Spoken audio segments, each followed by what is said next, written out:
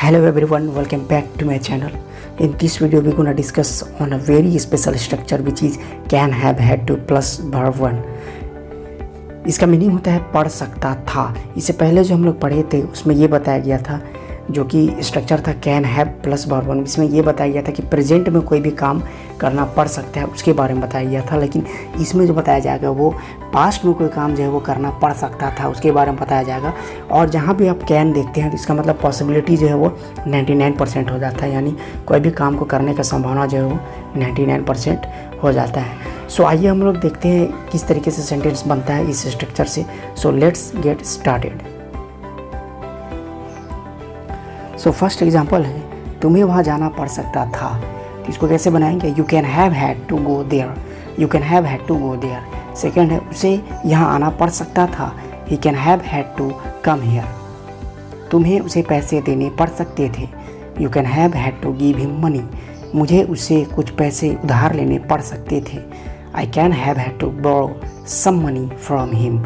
तो ऐसे सेंटेंस में क्या करना होता है, आपको सिंपली सब्जेक्ट यूज़ करना है, फिर कैन हैव हैड और वर्ब 1 यूज़ करना है टू के बाद, और बाकी अदर वर्ड यूज़ करना होता है। So it's very simple. So आइए अब हम लोग देखते हैं नेगेटिव सेंटेंस जो है वो किस तरीके से बनाया जाता है। नेगेटिव सेंटेंस में आपको करना क्या होगा, कैन के बाद में आपको सिर्फ नॉट यूज़ करना होगा और वो सिंपली सेंटेंस जो है वो पूरा सेम टू सेम रहता है। जैसे कुछ एग्जाम्पल्स हम लोग देखते हैं।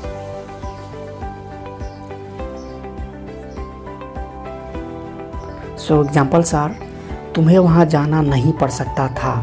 तो ये सेंटेंस में कैसे बनेगा? You can't have had to go there. सिर्फ कैन के बाद नॉट लगा देना है। उसे यहाँ आना नहीं पड़ सकता था। He can't have had to come here. तुम्हें उसे पैसे देने नहीं पड़ सकते थे। You can't have had to give him money. मुझे उससे कुछ पैसे उधार लेने नहीं पड़ सकते थे। I can't have had borrow some money from him. So इस तरीके से सेंटेंस जो है वो बनेगा। सिर्फ आपको कैन के बाद नोट लगाना है, बाकी सेम टू सेम रहेगा। और ये जो सिचुएशन है आपको बताया गया है कि ये कोई चीज़ किसी से लेना था, या कोई चीज़ अगर आपका काम जो है वो बाकी रह गया था तो उसको पास्ट में आपको करना था, जो कि नहीं हो पाया। इस सिचुएशन में ये जो सेंटेंस है, यानी ये जो सेंटेंस स्ट्रक्चर है उसको बोला जाता है। सो आइए कुछ इंटरोगेटिव सेंटेंस भी देख लेते हैं।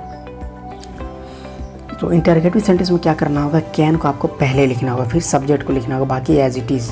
जैसे क्या तुम्हें वहाँ जाना पड़ सकता था, तो इसको आप कैसे करेंगे? Can you have had to go there. क्या तुम्हें उसे पैसे देने पड़ सकते थे?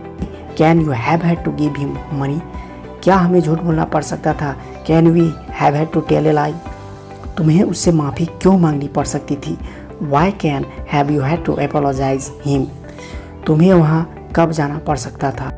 When can you have had to go there। सो इस तरीके से सेंटेंस जो है वो आपका बनता है। सो आई होप ये आपको क्लियर हुआ होगा।